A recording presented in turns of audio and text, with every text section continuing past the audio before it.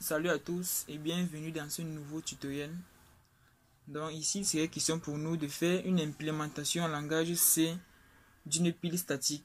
Donc nous allons implémenter les différentes fonctions d'une pile statique et voir comment est-ce que cela fonctionne. Donc nous allons utiliser l'éditeur de code VS Code. Donc nous allons l'ouvrir. Et à l'intérieur, nous allons créer un dossier qu'on appelle tppile.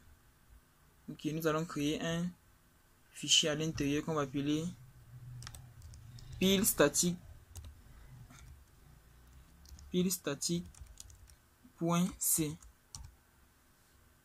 Ok.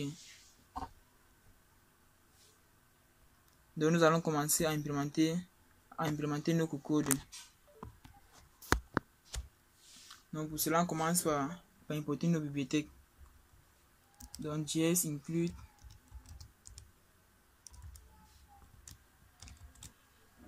stdio.h.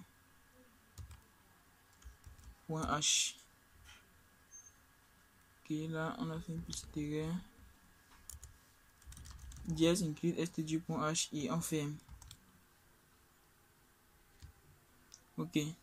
Puis on va définir la taille maximale de nos coupines. Donc on va dire JS define pour définir une constante.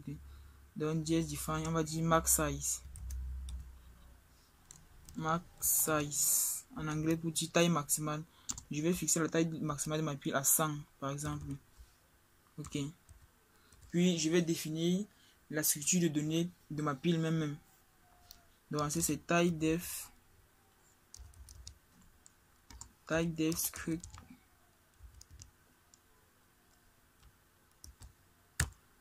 Donc tout à l'heure on a vu que dans le tuto précédent on a vu qu'une pile était définie par son sommet et un tableau. Donc je vais d'abord définir son sommet int top. Et on a vu que le sommet était le dernier élément, c'est pour ça que j'appelle ça top. Donc int top et un tableau qui va contenir ces éléments. Donc je vais dire stack en anglais pour dire pile. Ok, stack de max size. Et là, je vais référencer le nom de ma structure à stack. Donc à chaque fois que je vais définir une pile, c'est ce mot-clé que je vais utiliser. Donc là, je viens définir la définition de ma pile. Donc on va commencer par implémenter quelques-unes des fonctions que nous pouvons utiliser pour manipuler les piles. Donc on va commencer par initialiser une pile. On a vu tout à l'heure que initialiser une pile revenait à mettre son sommet à 0. Donc dans le cas par exemple en C, comme les tableaux en C, les positions commencent par 0. Donc on va plutôt initialiser le sommet à -1 plutôt.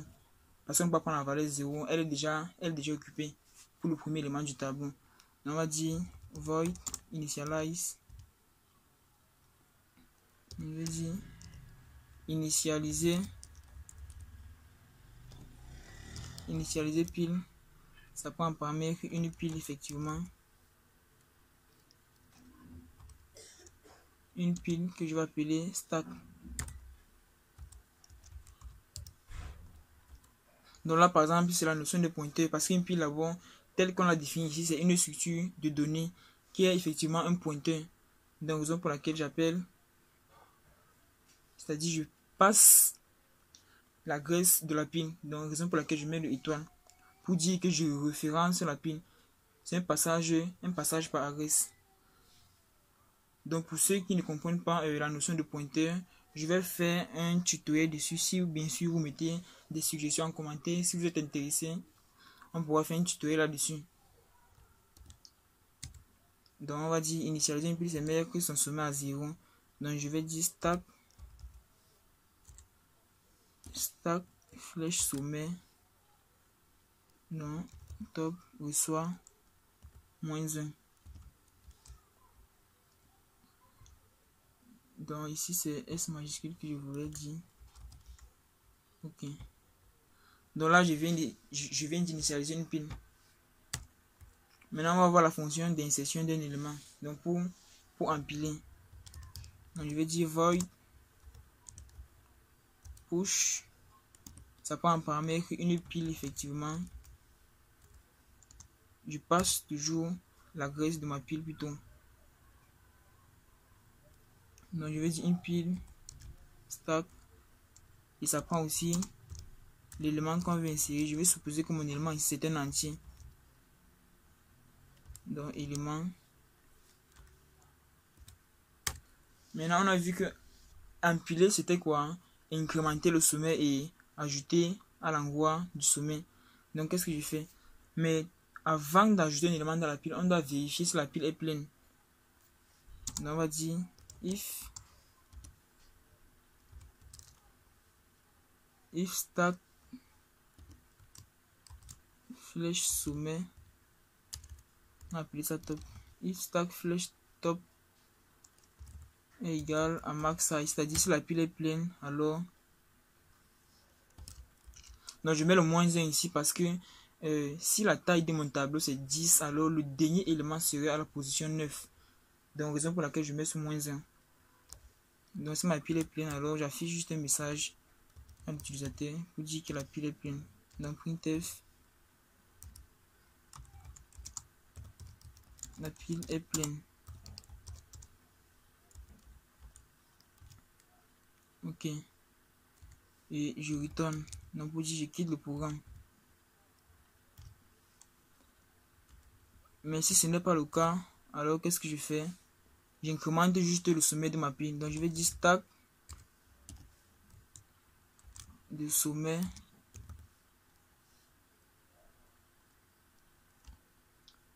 plus.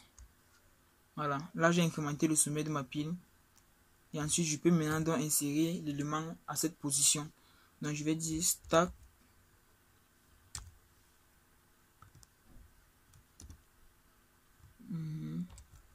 stack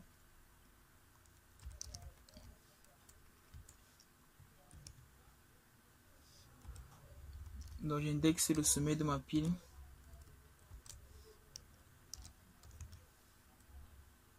Et là j'insère mon élément. Ok. Donc ici je dis quoi? J'incrémente le sommet de ma pile. Et ensuite dans ma pile j'indexe le sommet avec stack flèche top. Et j'insère mon élément. Donc là on a fini l'insertion d'un élément dans une pile. On a vu qu'on pouvait aussi dépiler une pile. Donc que fait dépiler une pile? Dépiler une pile effectivement ça renvoie un élément. Puisqu'on dépile, on veut renvoyer un élément. Donc je vais supposer que ça renvoie un entier. Donc je vais dire in pop. Ça prend effectivement ma pile. Donc stack passage par référence.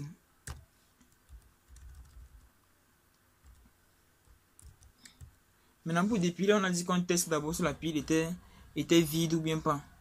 Donc si la pile est vide, effectivement qu'on ne peut rien dépiler. Mais si la pile n'est pas vide, là on pourrait retourner un élément. Donc je dis si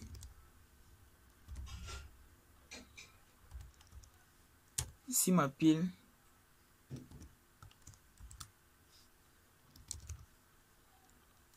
est vide, parce qu'une pile vide c'est une pile dont le sommet est à -1. Donc si ma pile est vide, alors qu'est-ce que je fais? J'envoie un message à l'utilisateur pour dire erreur, la pile est vide. Je fais un petit retour en ligne pour essayer d'embellir. Je mets un petit point virgule. Ok. Donc pourquoi est-ce qu'on couche en bleu? Bon, ça va, ça ne pose pas de problème. Ok. Et là, je quitte le programme. Donc je retourne une bête valeur, -1 par exemple. Pour dire que ma pile était vide, donc j'ai retourné -1. Maintenant, quand ma pile n'est pas vide, qu'est-ce que je fais pour dépiler? On a vu que dépiler revenait juste à décrémenter le sommet de nos copines. Donc je vais juste dire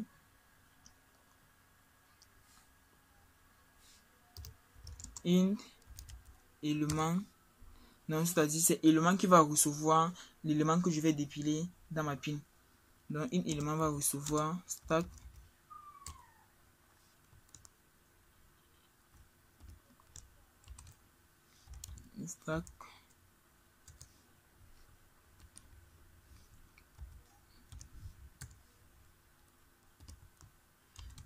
et j'indexe le sommet.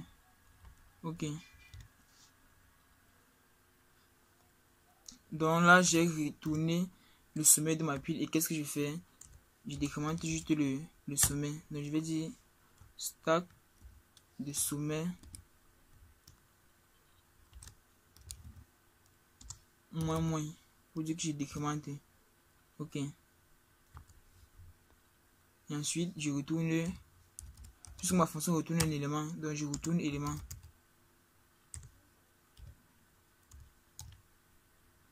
Et là, je viens définir avec la fonction suppression. Donc là, par exemple, on a vu combien de fonctions. La fonction pour initialiser une pile, pour insérer un élément dans une pile et pour supprimer un élément dans une pile. Donc, initialiser une pile revient à mettre son sommet en -1, comme on l'a vu dans le tuto précédent. Maintenant, insérer un élément dans une pile, qu'est-ce que je fais? Je prends ma pile effectivement et je prends l'élément que je vais insérer. Je dis si ma pile est pleine, alors qu'est-ce que je fais? La pile est pleine et je quitte le programme. Si par contre elle n'est pas pleine, qu'est-ce que je fais? J'incrémente d'abord le sommet de ma pile et ensuite j'insère mon élément au nouveau sommet de ma pile. Quant à la fonction de suppression, c'est-à-dire pour enlever le sommet d'une pile, qu'est-ce que je fais? Bon, effectivement, que ça retourne l'élément à supprimer. Et ça prend une pile en paramètre. Donc je dis si ma pile est vide, alors erreur, la pile est vide. Et quand la pile est vide, on ne peut rien supprimer. Je retourne -1. Si par contre ma pile n'est pas vide, qu'est-ce que je fais? Je définis un élément qui va recevoir l'élément que je veux dépiler. Donc l'élément va recevoir stack sommet. Donc stack sommet, n'oublions pas que c'est le sommet de notre pile. Ça pointe vers le sommet de notre pile. Donc je retourne ça à élément. Et je décrémente le sommet. Ensuite je renvoie mon élément. Donc là, on va faire par exemple 3 fonctions sur les piles statiques. Donc on va essayer de faire un petit main pour illustrer le fonctionnement de ça.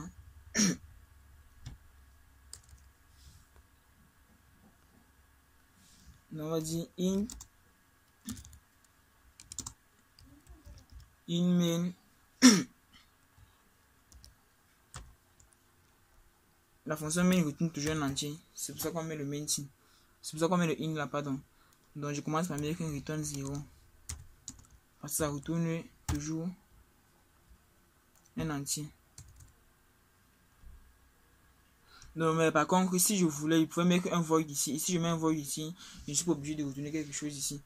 Mais de façon standard, la fonction main retourne un entier. Donc, qu'est-ce que je vais donc faire? Je vais donc créer une pile. Donc, je vais dire stack my stack pour dire ma pile. Donc, je vais créer une pile.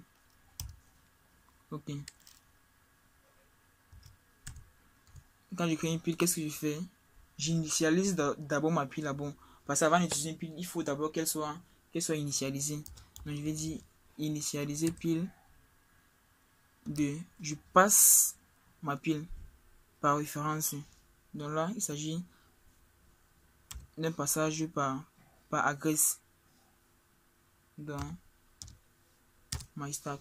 Je passe ma pile et là, ça va initialiser ma pile. Maintenant, pour ajouter un élément dans une pile, qu'est-ce que je fais? Je vais dire là empiler un élément dans ma pile.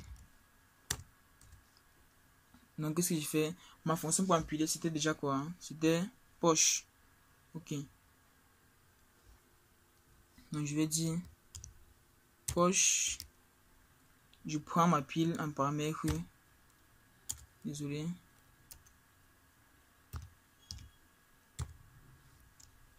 Et je passe l'élément que je veux empiler.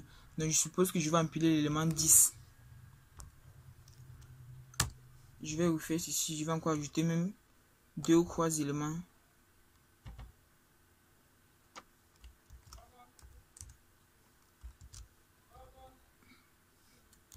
Donc là, je vais ajouter même l'élément 20. Et ensuite, je vais ajouter l'élément 30. Donc voilà par exemple 3 éléments que j'ai ajoutés dans ma pile. Ensuite, qu'est-ce que je vais encore tester? Supprimer un élément de ma pile. Donc je vais dire supprimer un élément.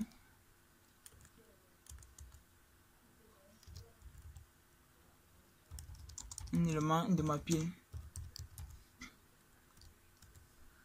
Donc la fonction de suppression retournait effectivement un élément. Donc je vais donc définir un élément qui va recevoir l'élément dont je veux supprimer. Donc je vais dire int élément supprimé. Int élément sup, c'est lui qui va retourner, qui va recevoir l'élément dont je veux supprimer. Donc je vais dire ma fonction c'était quoi? Pop, voilà. Donc je vais dire pop. Je passe ma pile en paramètre. Donc pop ma pile. Ok. Donc on a vu que la fonction pop si retournait -1 si la pile était vide et ça retournait l'élément à supprimer si la pile n'était pas vide. Donc je vais dire si élément supprimé est égal à -1. Donc si on a retourné -1, alors ça veut dire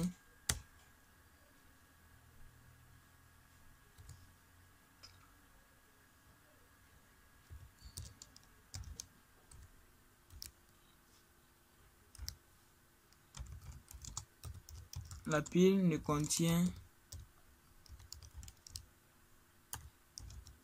contient aucun élément.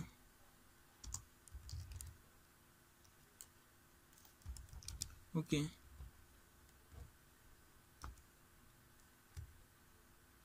Sinon,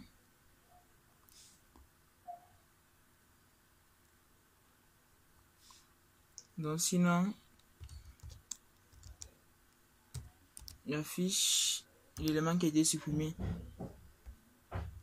Non, sinon je vais dire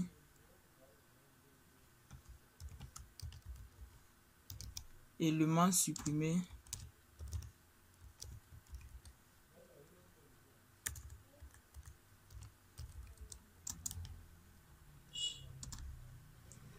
deux points, je vais le français.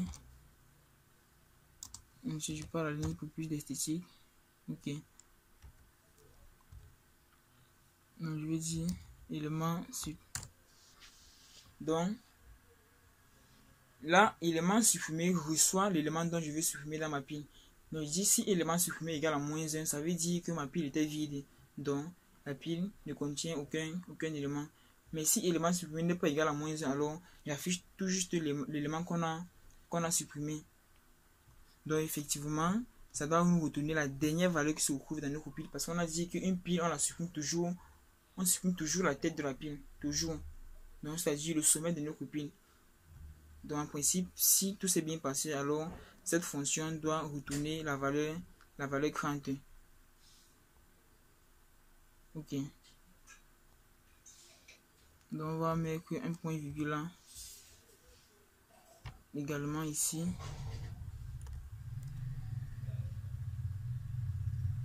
Ok.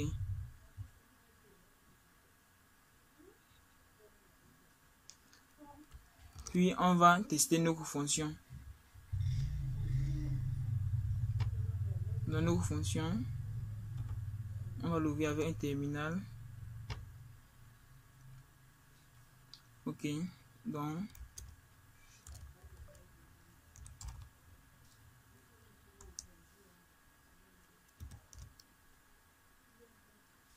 le nom de notre fonction c'était quoi?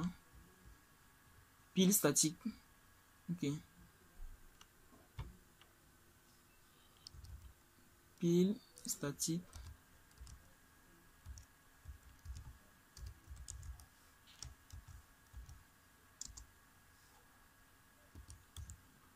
-O pour créer le fichier objet et ensuite le fichier exécutable.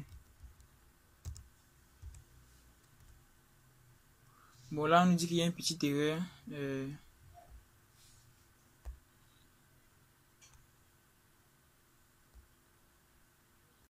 D'accord, effectivement là on avait effectué une petite erreur. Donc c'est une erreur de nomenclature.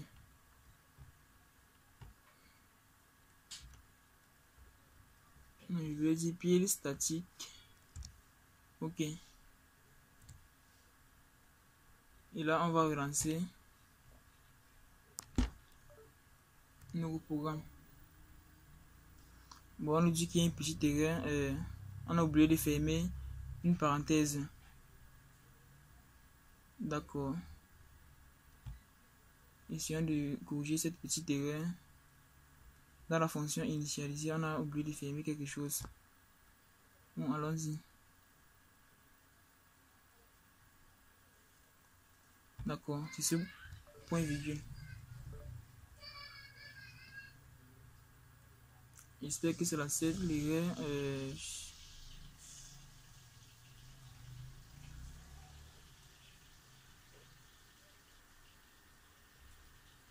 D'accord. Essayons de relancer voir.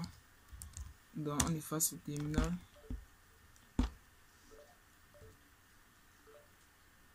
Ok. Tout s'est bien passé. Maintenant on va essayer d'exécuter dans nos fichiers exécutables. Donc hop. Élément supprimé 30. Donc là on voit bien que le dernier élément de nos copies a été supprimé. Donc effectivement tout s'est bien passé. Donc qu'est-ce que je peux par exemple faire? Je peux décider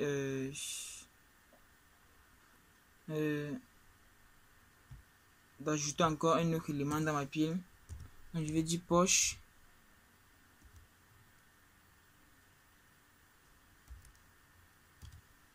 MyStick. Je vais ajouter l'élément 23. Donc je dois donc recompiler mon code.